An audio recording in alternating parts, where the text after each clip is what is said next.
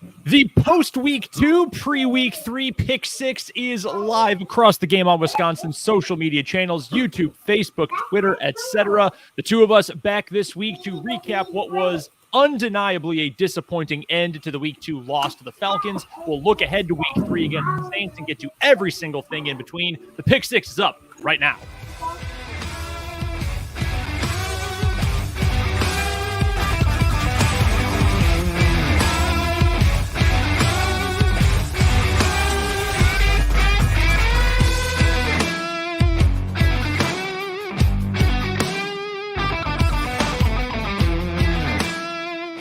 Welcome to the Pick 6. I am Brendan Dworzinski. He is Packers Central writer and Father of the Year, Jacob Westendorf. We are live with you, 7 o'clock Lambeau time, as we are every Tuesday night on the Game On Wisconsin YouTube, Facebook, and Twitter. No, I'm not calling it X. It is still called Twitter because Elon's not paying me. Thank you so much for hanging out with us today or listening to the podcast version of the show. We've got a bunch to get to. It's never quite as fun to talk after a loss, but there is a lot to get to. We will evaluate, as we always do, what we saw from QB1, number 10, this past Sunday in Atlanta. We'll talk about Jordan Love. We'll talk about what Love is going to be facing in a nasty Saints defense coming up next Sunday. We'll name our Boy He Did It player of the game.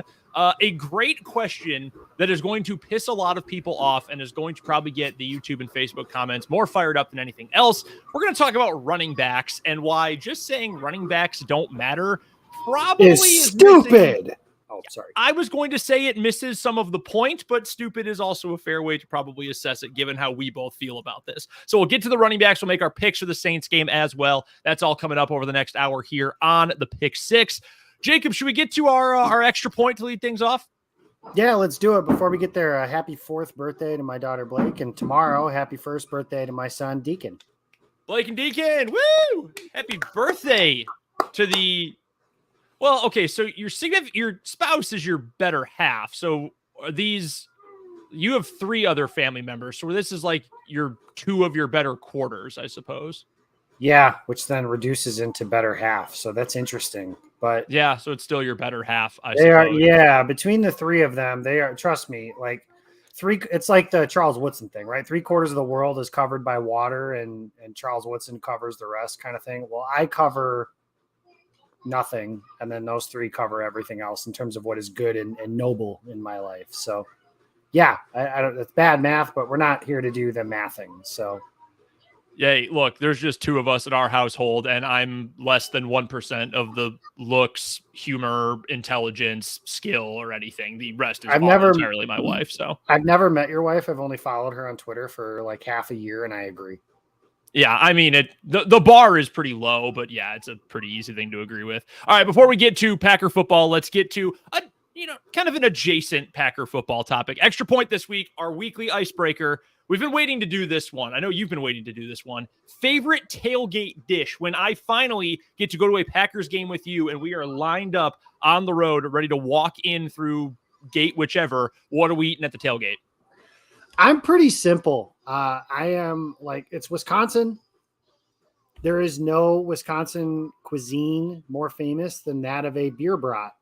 And I think a perfectly executed beer brat is perfect. I don't need ketchup. I don't need mustard. I don't need any of that nonsense. Just a bun, and I'll break it in half, and then I just kind of double fist it and eat it that way. But I love the brat. Otherwise, this isn't. There's a couple other like side cuisines or something, if you will. I enjoy a good like queso or cheese dip. I do enjoy anything that's made that way. That's pretty solid. And the other thing, chicken wings. I am a sucker for a very well-made. Shout out Paul Brettel. The best chicken wings I have ever had were made by one Paul Brettel. And I am convinced that Paul could open his own restaurant and be the chef, and it would put other local businesses in Green Bay out of business. Like it's that good. I can't. The Brettel Kitchen is the best restaurant in Green Bay, in the Green Bay area. So now I have been one-upped by Paul replacing me and substituting in for me when I couldn't make it a couple weeks ago. And he's clearly a better cook than I am too. So that's good. I've never actually gotten to meet Paul before, but it's good to know there is another person who is better than me at pretty much every single thing. Here's a a take for you that is going to piss people off.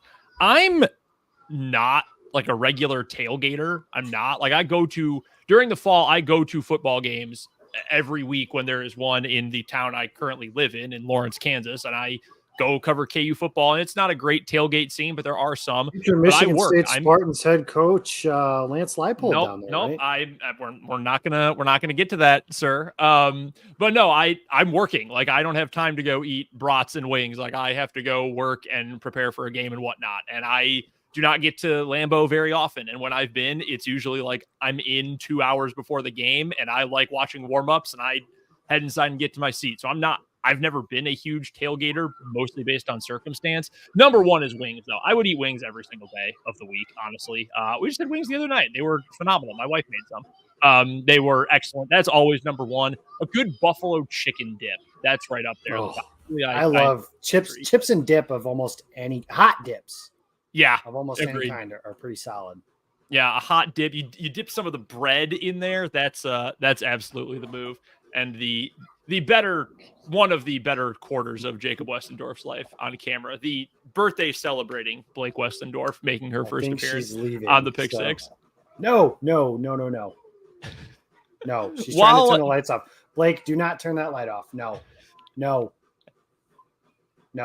Okay. All right. We should be okay. This is great TV and radio that we got going on here. But hey, I cannot control the mind of a 4-year-old, man. It just doesn't happen. She's her own. Listen, woman now. I'm not a parent, and I know it. Anyone who is a parent knows it. There are certain times where whatever else you're doing, it just goes out the window, and you have to be a parent. Like everybody gets it. Everybody understands it. All right, let's get to the actual Packer football, though, from this past Sunday first. Looked like the Packers were going to get off to a 2-0 start. They're up 12 points late in the second half. And then the offense stopped playing offense. It got downright offensive, as did the Packers defense, which was more of we were kind of waiting for this as opposed to actually being a total surprise. As it turns out, the Chicago Bears are in fact complete garbage, and they can make a bad defense look a whole lot better. Surprise. I can't believe that, we didn't pay more attention to that. What was it? Monday? I think Monday's monologue for Shine. He was basically like, they were the worst team in the NFL last year and somehow got worse. And it's true. I feel like that was undersold by the national media through the offseason of like the Bears were the worst team in the NFL. How does that happen? Yeah.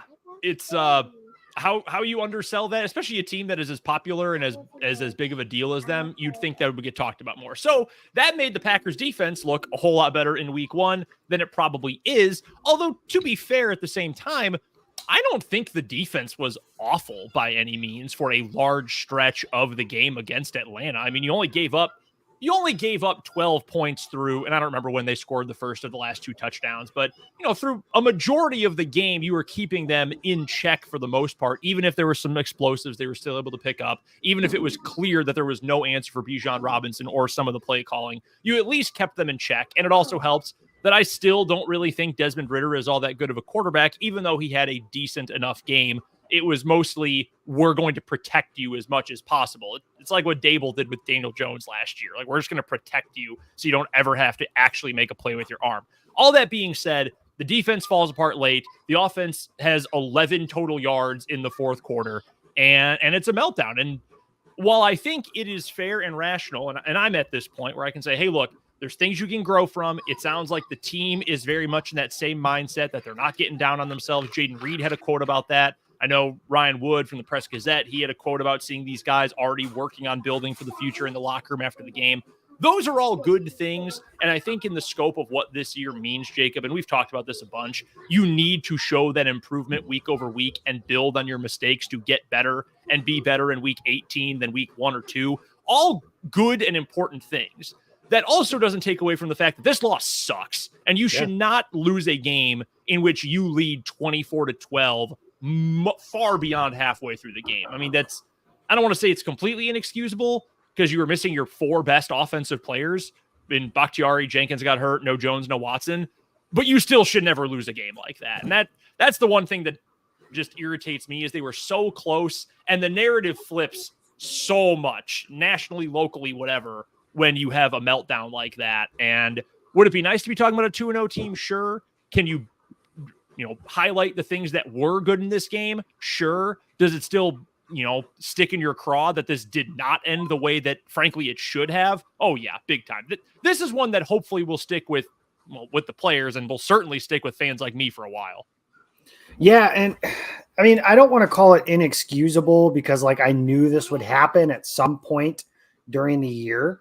Yeah. But it's still, like, you're still leading, like, all those players you mentioned, and I mean, I get it. Offense matters more these days than defense does. But all those players you mentioned are offensive players, and the defense is what helped. I mean, the offense didn't get a first down in the fourth quarter. Like, I don't care.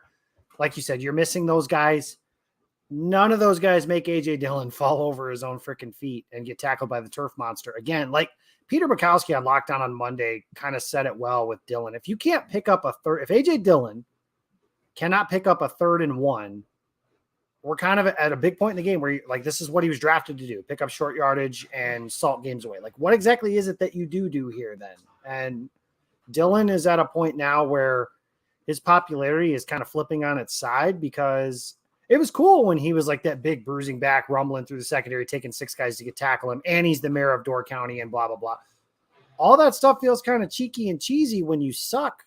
Like, and I mean that in the most respectful way possible, but A.J. Dillon has, I think Huber had it as 6 straight games of averaging less than 3.7 yards per carry or something like that. Like, it's not good. It's not a good spot, but none of the players that were missing were on the defensive side of the ball. So and Atlanta just kept running the ball. Like, it felt like make Desmond Ridder beat you should have been the easy thing to do, and they couldn't do it. So it's frustrating to see that they were unable to do that. And with Desmond Ridder, I mean, and some of it was your best players, right? Like the zone read that they scored on, that's Rashawn Gary. The touchdown they scored with Drake London on, that was against Jair Alexander. Like, it wasn't like, and I know that all the blame in the world, and trust me, I am not a Joe Barry apologist, but all the blame in the world goes to Joe Barry. And like, his guys are in position to make plays. They drop Jair Alexander. This is like the worst game I've ever seen Jair Alexander play. And that's really saying something because, well, he doesn't have a whole lot of bad games is what I'm trying to say. Mm-hmm. So, but he dropped a touchdown. I'm convinced he scores if he catches that interception. Quay Walker dropped an interception. Darnell Savage at minimum should have had a pass breakup, and it turned into, or an interception at most, it turned into a big catch by Mac Hollins. Like, people can blame Joe Barry for everything. I feel like at some point they're going to end up blaming him for the next like health pandemic that hits the world, but that's just not like the guys on the field have to make plays. Guys on the field were in position to make plays and they didn't do it. And the reality is, in my post-game grades article, I hearkened back to 2012 where the Packers were playing the Bears and Jay Cutler came into town and he made some comment about how like he was really excited to play against Green Bay and how it would be different because they had Brandon Marshall and Alshon Jeffrey. And I think the tight end who must not be named that quit on the Packers and is a bum, and so is his brother, was on the same team. But at the end of the game, he threw 4 interceptions, and Charles Woodson famously, iconically said, "It's the same old Jay." Well, the Falcons coming into this week, Green Bay had allowed Chicago to only run for 3.3 yards a carry with their running backs. And Bijan Robinson runs for 1 billion yards on over 7 yards a carry. Algier is productive. They gave up over 200 yards on the ground. It's the same old Packers run defense.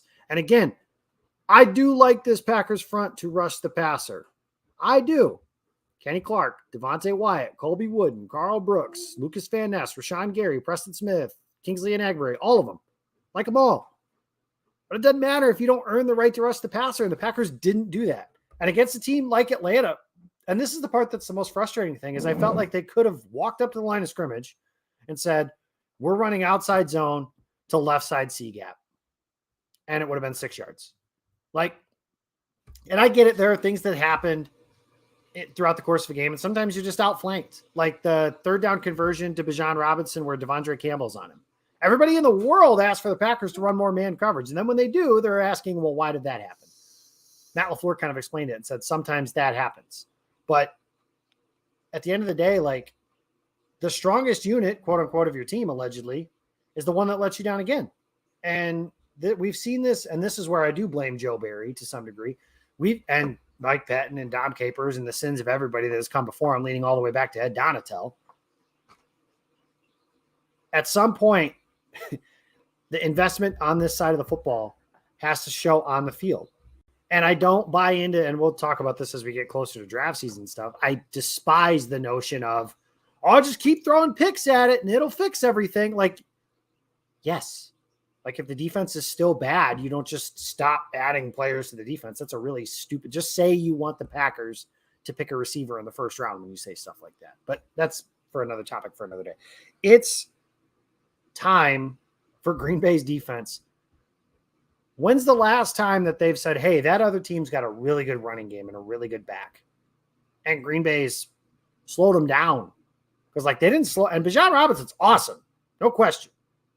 But 7 yards a carry, when you know that's all they want to do is get him the ball. That's a problem. And it's been a problem for a long time. I mean, leading all the way back to, again, I saw Raheem Mostert scored a bunch of points for my fantasy team that nobody gives a shit about this weekend. And I think back to him, like the 49ers could have literally won a game against the Packers without dropping back to pass once. That's embarrassing, and it hasn't been fixed, and it still hasn't been fixed. I don't know how they fix it, but whatever they're doing, they haven't done it. I think the best example maybe of the last time the Packers meaningfully slowed down a legitimately great running game or running back, you could argue was 2020 against the Titans. Remember that cold day at Lambeau Field? Yes. And the narrative going in was Derrick Henry's going to destroy this team on the ground. And the most fatalist of all fatalist Packers fans were all saying, oh my God, he's going to destroy us. I mean, he did fine. I've got the box score up right here. 23 rushes, 98 yards, along of 10, no touchdowns. And the Packers ended up winning that game 40-14. So by the second half, it was a complete non-factor because you can't run inside dive constantly when you're down by 26 points. Like that's the one that I can think of. And the Packers were geared up and ready. My problem with the defense, and this is partially on Barry, and I agree. Like not only am I not a Barry apologist, I think the dude stinks at his job, and he has stunk everywhere he's been. Washington, he was bad. The Rams, he was bad as a positional coach. With the Lions, he was the defensive coordinator for maybe the worst team of all time. Like one of the best Rob Parker questions ever. And Rob Parker is a boob, but I don't know if you know this. Parker asked the head coach at the time, Rod Marinelli. He asked him if he wished his daughter married a better defensive coordinator because Barry was married to Marinelli's daughter. Which, like, imagine asking that question in a post-game presser. Like, hey, Matt, do you wish you were friends with a better defensive coordinator? Like, what an offensive question. Just, I don't care if he's the worst person in the world at his job. Leave the family and friends out of it. Parker's made an ass of himself everywhere he's gone. But that is, again, the gall to be able to ask that is almost hilarious. But I mean, your point is right. It's partially on Barry because it is on you, not just to scheme, but to get your guys up for the game and ready for the game. But it's also on the players to play. And that is, I think, that's even more frustrating, I think. And look, everyone's got a bad day. Sometimes the whole team just sucks. Like, let's look at the playoffs 2 years ago. Okay. Sometimes there's a day where everyone just sucks on one side of the ball. It happens sometimes. But to so often not be up, because we've seen what this defense can be when it's tuned up, even against the Bears, which is different because they are such dog water. Even against them, the defense was keyed up. They were tuned up. Vikings game, second game last season at Lambeau. We remember all the talk before the game, and Jair and Justin Jefferson are smack talking each other constantly. Josh shuts them down. Packers defense looks awesome in that game. When they're keyed up, they can be that good. The problem is, how often does that happen over the course of a year? Not nearly often enough. That is my big problem there. And when you see Robinson for 7, Robinson for 9, Robinson for 5, just over and over and over again, it's the same. Like, isn't there a little bit of like, damn, what are we doing? Like, let's have a little self-respect here and get this done. I'm not trying to say, these guys aren't trying or anything, but you just would like to see, hey, shouldn't this issue that is always an issue be fixed at some point? And the other thing too, real quick, just while we're recapping the game, my other issue offensively, and I tweeted, probably reactionary. This is why live tweeting is dumb and why I do it, because I'm also dumb. But I said immediately, well, that's ball game, and LaFleur wears this one. And I had some people who I respect for like, hey, man, you sure about that? Like, Matt LaFleur didn't trip A.J. Dillon. True, he did not. A.J. Dillon tripped over his own feet, which should never happen. But, and, you know, the Jonathan Taylor rumors make a hell of a lot more sense now, don't they? They make a whole lot more sense. And we're going to get to running backs here very shortly. In fact, we'll get to it here in just a second. But Matt LaFleur does know his personnel. That's the thing. Like, no, he's not the one out there making the play. And yes, A.J. Dillon has to stay on his feet, keep that clock killing drive going. I totally get and respect that take, and it is definitely correct. But I think there's also something to be said for, you know what you've got, Matt. And I know the deck was stacked against the Packers this week because you didn't have Watson, because you didn't have Jones. I understand that. But like, this isn't working. 28 is a massive negative for this team right now. He's a massive negative in this moment. And I don't know if that just means, hey, we're gonna see what we got with Emmanuel Wilson, and just say, you know, F it, let's see what happens. I don't know if that is, we're going to have to trust Jordan to throw the ball, spread it out, maybe have some sort of quarterback keep option. I don't know what it ends up looking like. I'm not paid to know what that ends up looking like, but I do know he is paid to figure things out with this offense and with the personnel. And when that doesn't work out, he's got to shoulder some of the blame, just like he does for who he hires as his coordinators, which includes Joe Barry. Let's get to the running back thing here. We might as well jump into that right away because we're talking about A.J. Dillon. He didn't have Aaron Jones. Anyone who's been on Twitter and like football Twitter for all of about -4 seconds is aware of the do running backs matter argument. And no, they're worthless. Like, if you work for PFF, like, the concept of the running back probably makes like you go as tiny as you possibly can, like Costanza in a pool. Like, you just running back, disgusting. Whereas some people are still stuck in like 1960 and is like, no, it's all about the running back. Or they think the NFL is like the college or high school game, and the running backs are generally the true superstar, build around that player kind of player, which the NFL just isn't. Even with the guy who's as good as Aaron Jones, even with the guy who is as good as, you know, a Christian McCaffrey. And I know the 49ers have that incredible run scheme, but yeah, you still need to be able to throw it. You still need to be able to do that. We, I think, are very similar in how we view this debate, though. And I would like to ask, and it's not everyone, it's certainly not everyone, but I know for certain, and social media is not real life, I get that. But people I saw on Twitter this weekend were saying stuff about Aaron Jones and how, you know, oh my God, A.J. Dillon is, you know, we have to have Aaron Jones out there. Aaron Jones is going to save this team. He's the focal point of the offense, yada, yada, yada. And then come the offseason, are going to do anything they can and pretend that they actually have like the knowledge that an NFL GM has regarding the salary cap of, well, we can cut him and do this and move these pieces around. There's only so many Aaron Joneses in the world, because you know what? There's a lot more of A.J. Dillons than there are Aaron Joneses. So to answer the question, and I know you have a strong opinion on this too, Jacob, but yes, it obviously matters. And maybe going from, you know, a B- to a B or a B+ player at running back, maybe there's not a huge gap there based on what running backs are asked to do today. But to go from that B+ player to an A player, massive gap. And I think we see that when you talked about it last week. Aaron Jones, we're all begging, clamoring, get him more involved in the game. Get him more involved in the game in week 1. They force feed him the ball essentially in the third quarter against the Bears. Game explodes. It's game over by the start of the fourth quarter. Packers are dominating. This week, I mean, how do you not at least think the Packers are able to keep some of those drives going if Aaron Jones is in there? Because he's probably not going to trip over his own feet. So it's the all or nothing zero-sum arguments that bother me the most. Like, oh, running backs don't matter. Well, how can you say that when we have, like, there's more to football than Pro Football Focus? Like, pay attention and you'll notice there is value in having an actual legit great talent in that spot. Or in any spot. Like, I mean, it's the concept. It's the same as like on the other side of the ball, it's linebackers don't matter. And it's like, well, and the thing that everybody points to is that Kansas City went to the Super Bowl and they have garbage relatively playing at linebacker. And I'm like, but that's not the reason they're winning the Super Bowl. They're winning the Super Bowl because they have the greatest quarterback I've ever seen this side of Tom Brady. And that can't be replicated, right? You can't replicate having Patrick Mahomes. Mm-hmm. Not possible. There's one of him.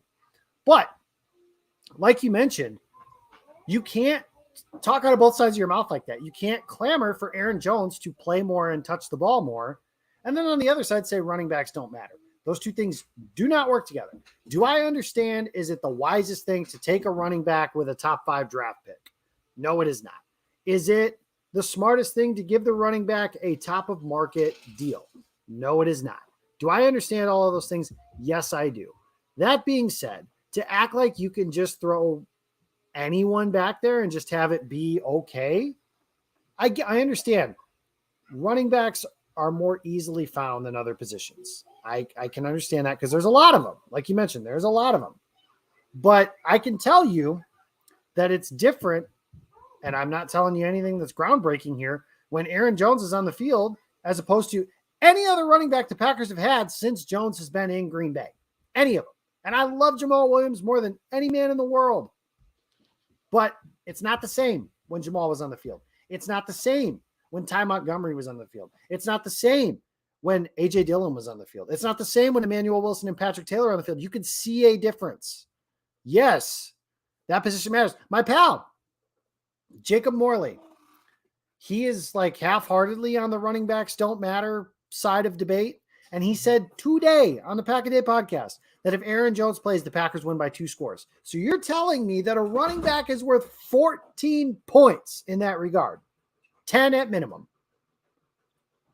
but they don't matter?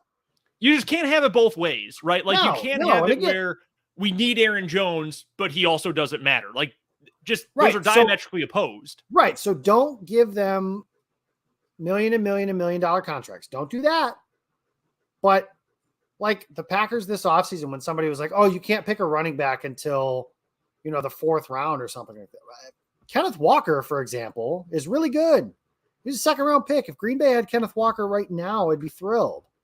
If they take Blank Corum in the 2nd round of this upcoming year's draft, I will dance naked in the streets. Like, yes. Yeah. Is that a threat or a promise? Call it whatever you want, but this is not a bad example either. Running backs are like relief pitchers. They are easy to find, but only a few of them are great. There's only so many Edwin Diaz's or Mariano Rivera's, or there's only one Mo, but like name your elite reliever these days. There's only so many of those guys. But the point I was getting at before is if Green Bay picks a really good running back, like if A.J. Dillon was Jonathan Taylor, if A.J. Dillon had Jonathan Taylor's career up to this point and they took him 62nd overall, does anybody give a shit what pick they took him with? No, of course not. At the end of the day, everybody I feel like is just trying to sound like the smartest person in the room. And football just doesn't work that way. Like every position matters at some point. And if you're playing random chud at running back, at some point that's going to show up and hurt you. Now, if you build the rest of the team accordingly, sure. Does running back come in at the later part of positions that are more important? Absolutely. It's not 1998 anymore. But to act like we can just find an undrafted free agent and toss him in there, like, sure, sometimes that works. And sometimes, like, everybody points to the Chiefs having a 7th round pick be the running back of the Super Bowl champion. Again, using the Chiefs as any example of anything is probably a bad idea. It's kind of like using the Patriots for examples of things. It's kind of the same boat. Mm-hmm. If they don't call defensive holding, the Super Bowl champion might be the Philadelphia Eagles, who used a 2nd round pick on Miles Sanders. So does that kill your narrative? I mean, I don't know. I'm sorry to cut you off, but it reminds me of nobody wins a Super Bowl with a quarterback on a 2nd contract, which again, the Chiefs just did. But I saw, and I'm trying to remember who it was who said this on Twitter when this came up, I don't know, 6 months ago, a year ago. And they said, so the Colts Hank Baskett muffed an onside kick in Super Bowl 44 because Peyton Manning was getting paid more than 20% of the salary cap. Correct. Like, yeah. That makes a lot of logical sense. Yeah. Again, everybody just tries to prove like, what's the best way to do something? It's like, you know what the best way to do something is? Stack as many good players together as you possibly can. And that's what really good Kansas City has done that. And again, not even use Kansas City as an example. Fine. Cincinnati has a lot of good players. Well, they're not doing so good right now, but like the Packers for years, the Packers didn't not win the Super Bowl because Aaron Rodgers made too much money. They didn't win the Super Bowl because David Bakhtiari, more on him in a minute, his knee exploded and changed his life forever. Again, Ben Fennell says this better than everything. And I think it applies to everything when it comes to sports analysis ever. We want to plug in all the numbers, pull the lever, tell me if it's a good player or not. Tell me here's how this team wins. Tell me this is like the path to do it. And there's more than one way to skin a cat. There just is. Are there certain prerequisites to every team playing well and having the best chance to compete for a Super Bowl this year and every year? Yes. Having a really, really good quarterback is a really good start to that. But having a really good team around him really helps too. I mean, it's pretty much Occam's razor. Like, the simplest explanation is usually the best one.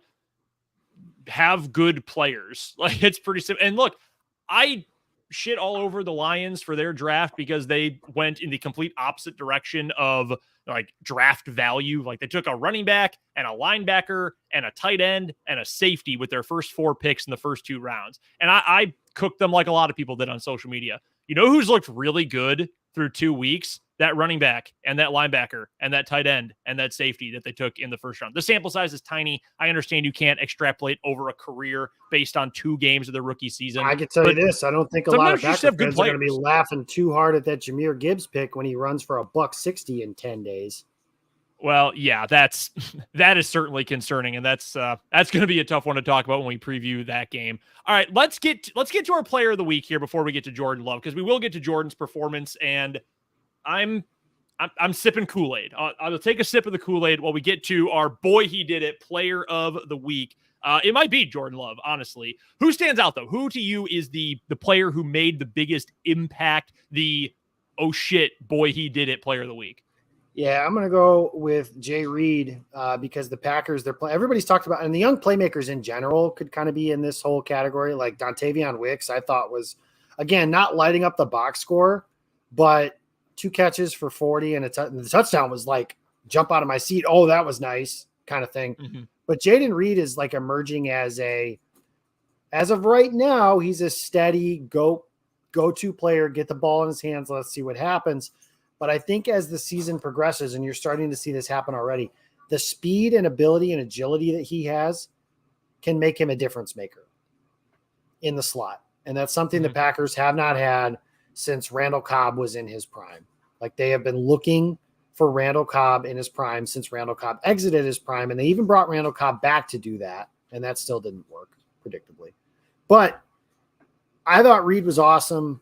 And I know, again, the box score isn't like super light you on fire, awesome kind of thing, but the speed around the edge of that stupid little pop pass thing that they like to do in the red zone, I think that makes him a weapon in that area. And then just the respect of the speed that the corners have to give him, like that out route that he ran for a touchdown, they're sagging because they're afraid he can run by them, and he can.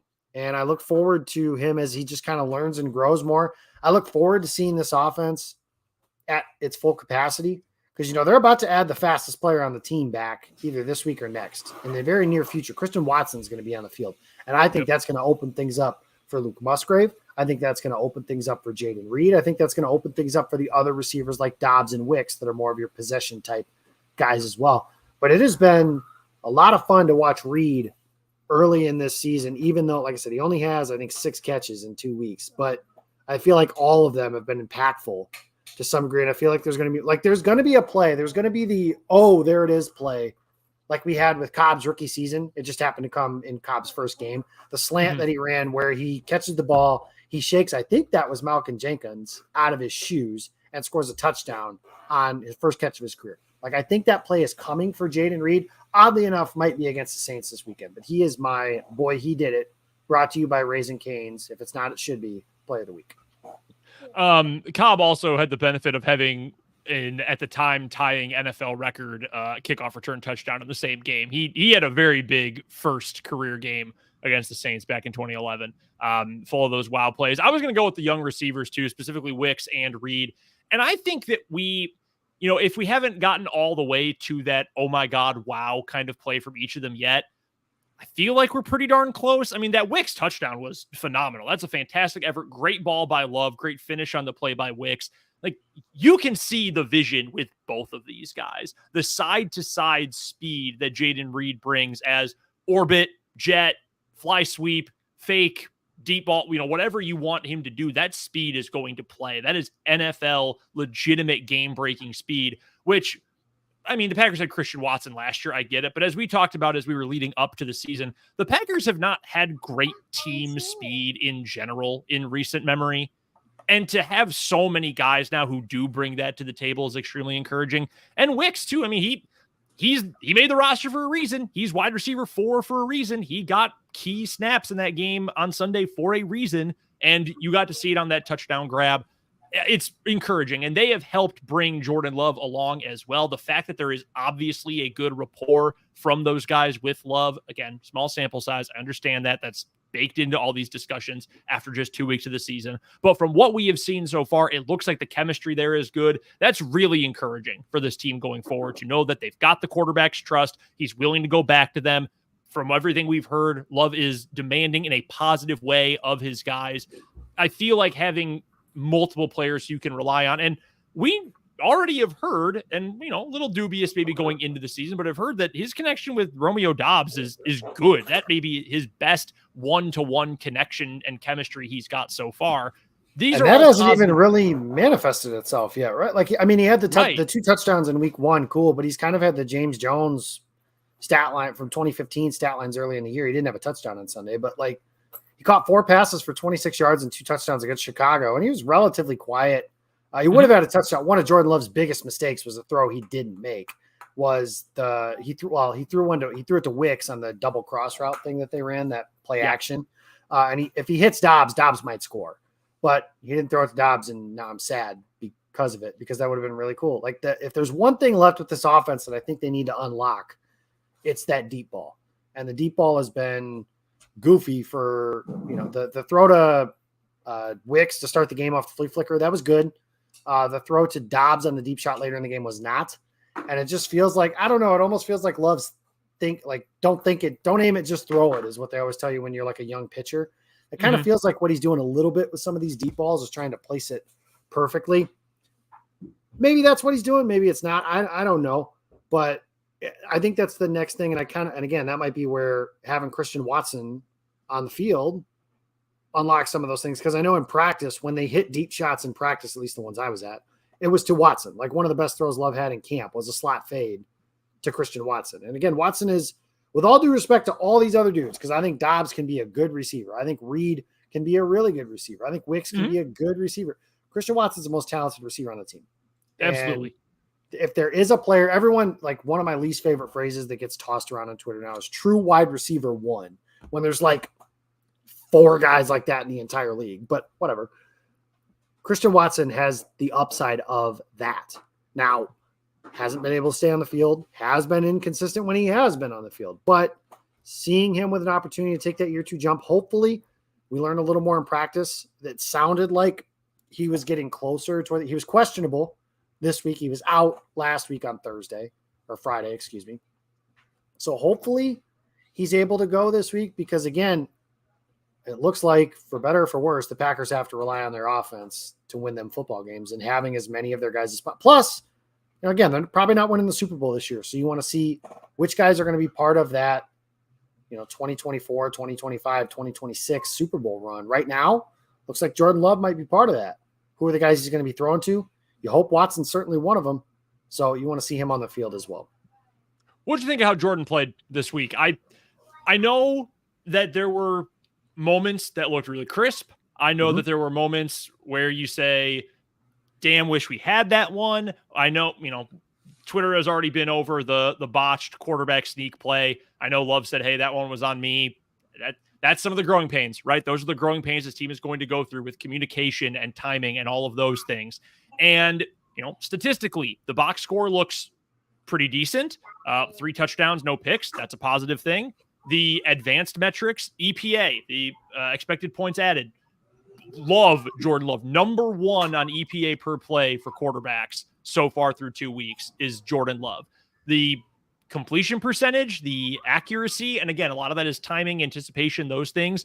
A lot of work to be done in that regard. But I don't know, man. I'm really close. Like, they're playing the Saints this week, and we'll get to the matchup here in just a second. But dude, even just like a slightly better than average outing against the defense that bad, I think I'm going to be all the way in.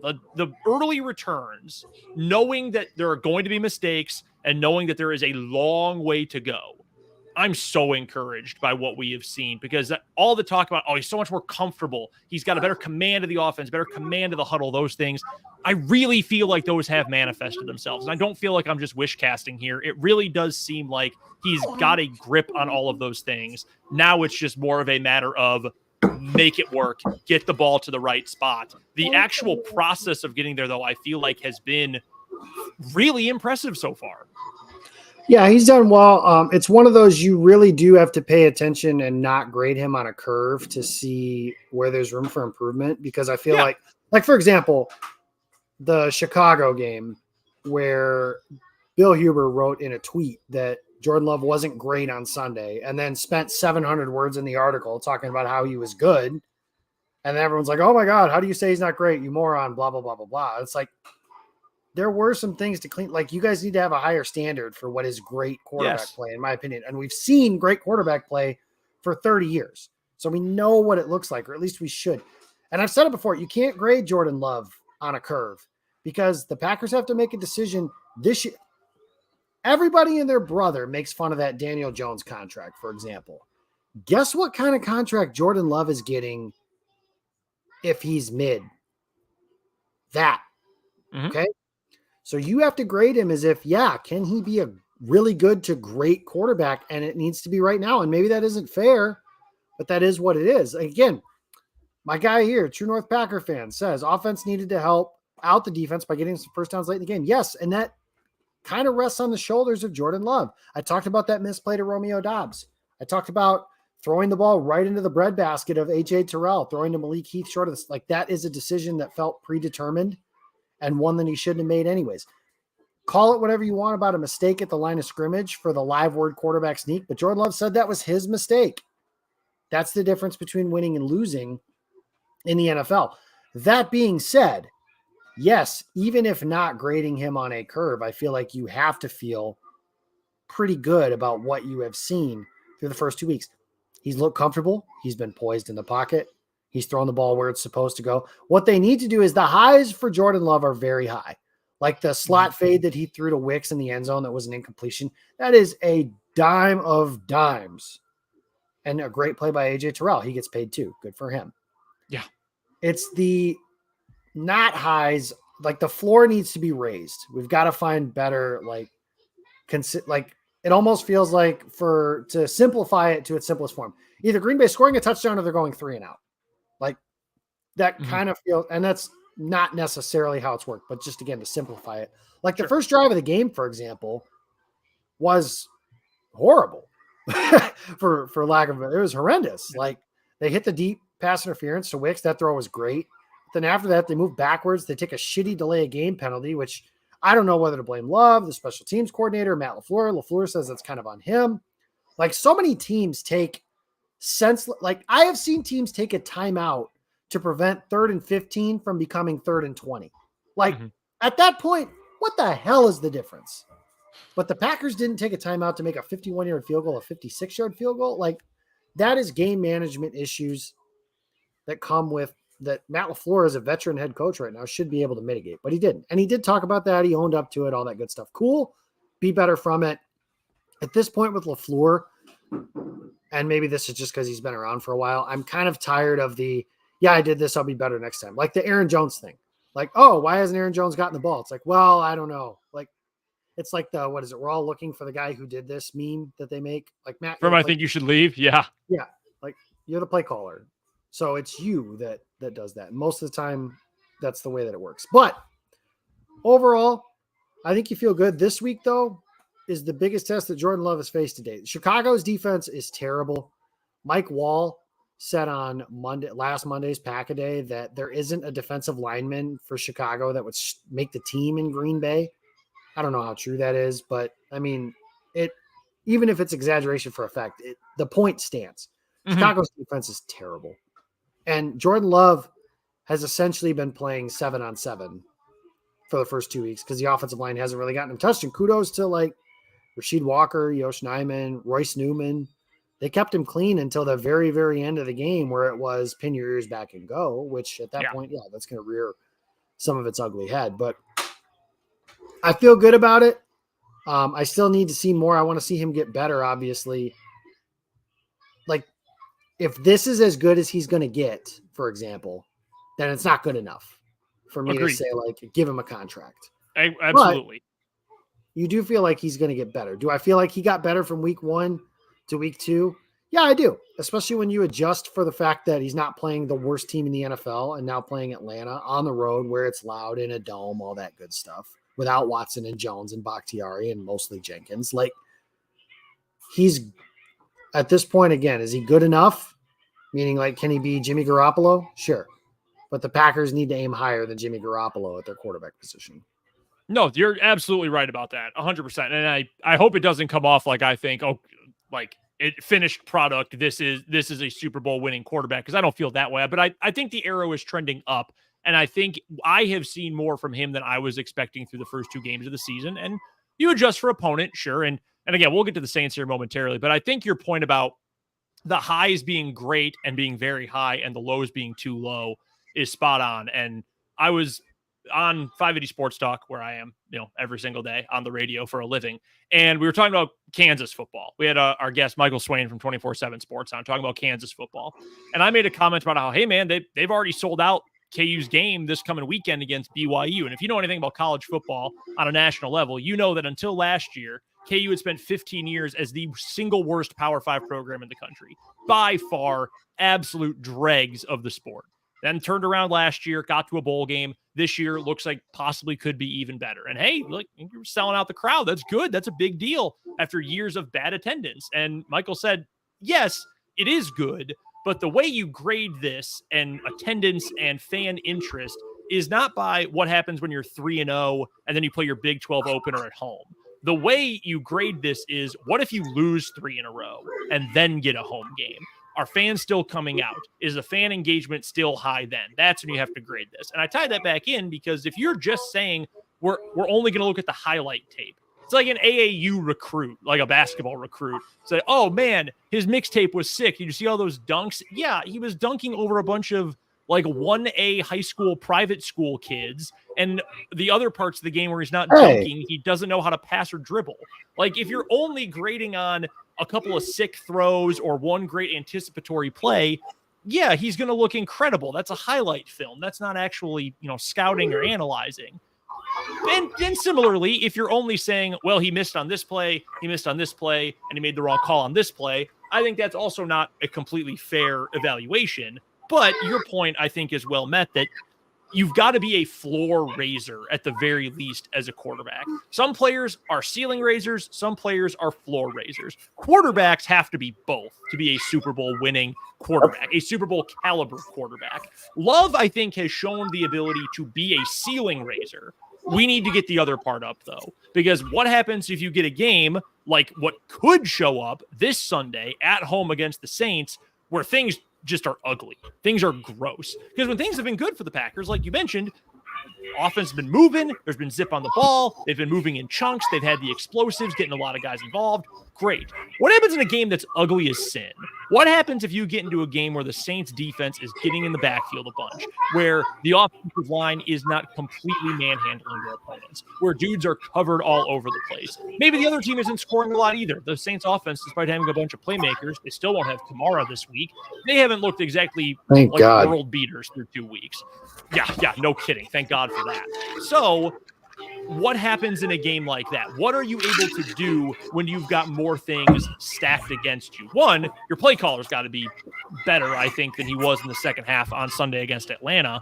But you've got to be able to step up and make more plays. And when things are tough, you've still got to rise above that. So I'm nervous because I feel like this is not an especially good matchup, and that Saints defense is great. It's probably one of the 3 best in the NFL so far this year, up there with the Cowboys, the 49ers, the likes of those teams. The Jets are in that category too. But what are you going to do against that team? And that's the excitement part of it, because it might be ugly. It might be god awful, in which case we're going to have a much more negative show coming up a week from tonight. But if there's anything positive there, that's going to tell me the arrow is still going up, not just for Love, but also for this offense, because they did have the chips stacked against them and they still made chicken salad out of you-know-what. Yeah, and that's the part where, again, you talked about ceiling raisers and floors. That's what Aaron Rodgers was. Like, you plug him into a lineup and it meant eight wins minimum, sometimes 10, depending on the year. And then the ceiling, of course, was 13 wins, potential Super Bowl champion. And Jordan Love right now, again, the ceiling with him, I said it during camp. If they get the Jordan Love that showed up on that particular Saturday, that's in my head, the one where you guys read all the articles, it's the best Jordan Love's ever looked, blah, blah, blah, blah, blah. If they got that Jordan Love, they win 11 or 12 games. The problem has been the Jordan Love that isn't that, they might win 5 or 6. I don't know. Again, can they raise the floor? Can Jordan Love, and this is, again, not really fair that we ask quarterbacks to do that, but we do. Can you elevate the play of those around you? And that is what Kansas City is asking Patrick Mahomes to do in KC right now, even with Travis Kelce back. Last year, Mahomes elevating the play of Juju Smith-Schuster and Kadarius Toney and Sky Moore and Initials receiver who's remained nameless on this particular network forever and ever. But all of those guys, it's, again, do you get better by playing?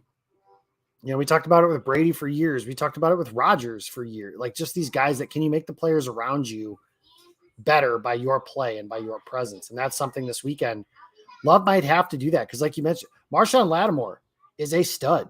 Paulson Adebo is a stud. Tyrann Mathieu is a ball magnet. Was a stud. Yeah, but even still, like 29 career interceptions. Jordan Love hasn't thrown a pick yet. I smell something there. Cameron Jordan is going to be facing, at minimum, no Elton Jenkins and Bakhtiari. Like, the reality of the situation with Bakhtiari at this point is this. No answer Matt LaFleur gives is a good one. Why didn't Bakhtiari, like if he says, why didn't Bakhtiari play on Sunday? Well, we thought it was better to sit him out, #load management. Bad. Or the answer he did give on Monday, his knee's injured, they're swelling. Very bad. Like, there's no good answer for Bakhtiari sitting. Or an answer that's comforting, I should say. Again, his mind is willing. Is his body able? And that's the question of, with Green Bay with people talking about Green Bay potentially moving on at the end of the year. I even wonder, does Bakhtiari just say, you know what? I just can't do it. This injury changed my life forever. And that sucks if that is what happened. But LaFleur said, and you can judge if he was lying or not, that if the game were at Lambeau on Sunday, this past Sunday, that Bakhtiari wouldn't have played. Maybe that's true. Maybe it isn't. I don't know. I know that it's a really complex injury. They've used that wording and that phrasing several times, and it has derailed what could have been a Hall of Fame career. And that's unfortunate because he's still Green Bay's best player when he plays. It's just him being able to play is so fewer and further between than it has been since that, that fateful day in 2020. It changed the entire world, but you may have him, you may not. And I think every week when we sit on the show, I don't think you can confidently say that he's going to play. And that's unfortunate that it works, because how hard can it be to build an offense when you don't know, hey, is my stud left tackle? Like, imagine if this guy were the quarterback or one of your top, like he might play this week, but next week, who knows? Hard to build offense that way. And nothing against Rasheed Walker and Yosh Nijman and all these guys. They're not David Bakhtiari. And I don't think either of those guys that I just mentioned are the starting left tackle in 2024. Like, I really do.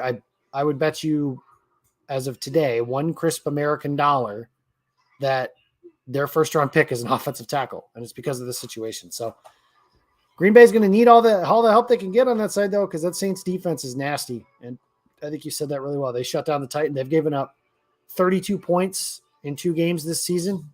Like, Green Bay gave up 25 on Sunday. So you can do math, I'm sure, just as well as anyone else. Well, that's very kind of you to say. But yes, in this instance, I do indeed know how that math works out. So let's get to picks then. Let's get to this matchup. Vegas, for now, likes, that's not really how it works, but they like the Packers. Green Bay's favored by 2. Total for the game is 42.5. That's 1 point higher than the total was for the Packer-Falcon game this past weekend. The thing that would give me the most hope offensively for Green Bay is that oftentimes, not always, because sometimes the Packers have been outmatched during the LaFleur era, and they just get their asses kicked and handed right back to them, and they just turtle and die. And I'm hopeful that that is not the case in this game. But often when they have had players out, the Arizona game in 2021 that would have been comes to mind for sure when Davante Adams missed time due to COVID, and other Davante Adams times he missed as well. Hey, who are the Packers going to throw to? What's this offense going to look like? We're missing linemen. We're missing whoever. Oftentimes, LaFleur has called some of his best games, best sequencing of plays, best play calls, most creative play calls, things like that. My hope is this is a game like that where you can try out some new things. Maybe some of that creativity takes advantage wherever you can of a really good Saints defense. The most encouraging thing for the Packers defense is the Saints might be anemic offensively. Like they just might not have a whole lot of chemistry right now, and they don't have Alvin Kamara, because I would have so much fear in my heart if Kamara was playing in this game, because what about what happened on this past Sunday would lead you to believe things are going to change in 1 week's time and be better against the Saints this week? So I'm hoping that they're just YouTube. Hey, they played on Monday. They're going to have a day less rest. Maybe that's a positive thing. Their offense hasn't clicked so much through 2 weeks. I'll be pessimistic. Back in the Final Dump days with Matt Freilich, anytime that either of us picked against the Packers, they usually won. And oftentimes when we said, no chance they're going to lose, they ended up losing. So I'm going to be the pessimist here. I will say the Saints get the win. I'll say this is another close game, lower scoring. I'll go New Orleans 21-20. Hey, 20 points, if you can get them with big, long drives where you're sequencing things together and showing some positivity, you might come away feeling better about this Packers offense than we did going into the game. And I think might feel better about Jordan Love, depending on how he looks. But I'll say the Saints get a close one. Should be a good game. I hope it's a competitive game. That defense is just sick, man. You're insane. Absolutely insane. Because, listen, when it comes to the juju of this game and all the intangible stuff, tell me that you can't hear it now. Bill Jarch saying before the game, and at quarterback out of Utah State, number 10, Jordan Love, and just this raucous ovation as all of Lambeau is behind our new guy, number 10, Jordan Love, and supporting him in his first ever start at Lambeau Field in the regular season. And Green Bay, their defense is built to stop a team like New Orleans. Like, with all due respect to Jamal Williams, Jamal's not gashing the Packers for $130 if he even plays. If he plays, yeah. The Saints don't have any running backs left right now. So they're not going to be able to just ram the ball down Green Bay's throat the way Atlanta can. And they weren't built like that. So I think, and when it comes to receivers, if they mix and match the way they can, Jair Alexander matches up well with Chris Olave. And Rasul Douglas matches up well with Michael Thomas as far as those ability to do things. Just don't let Taysom Hill get in the end zone, just for my sheer annoyance purposes. But I think Green Bay's defense matches up well with New Orleans. I think New Orleans has played two not very good offenses to start this season as well, which has helped some of that. And their defense is good. I just think that it's at home. It's going to be loud. It's going to be raucous. And that Jordan Love is going to ball TF out, as the kids might say. And I think Green Bay wins 27-20. And I think Christian Watson plays, hashtag sources say, and I think he has a big impact on the offense. I hope he does, and I hope you're right, and I hope the Packers win one way or the other. We will be talking about it coming up next Tuesday night live across the Game On Wisconsin social channels, YouTube, Facebook, and Twitter. And, of course, anywhere you get your podcasts, Spotify, Apple, Stitcher, anywhere you check out podcasts, you can listen to I almost called it the Final Dump. There you go. Listen to the Pick Six every single week. We will be back next Tuesday one way or the other. For Jacob Westendorf, I'm Brendan Dworzinski. This has been the Pick Six on Game On Wisconsin. The Freezer's up next.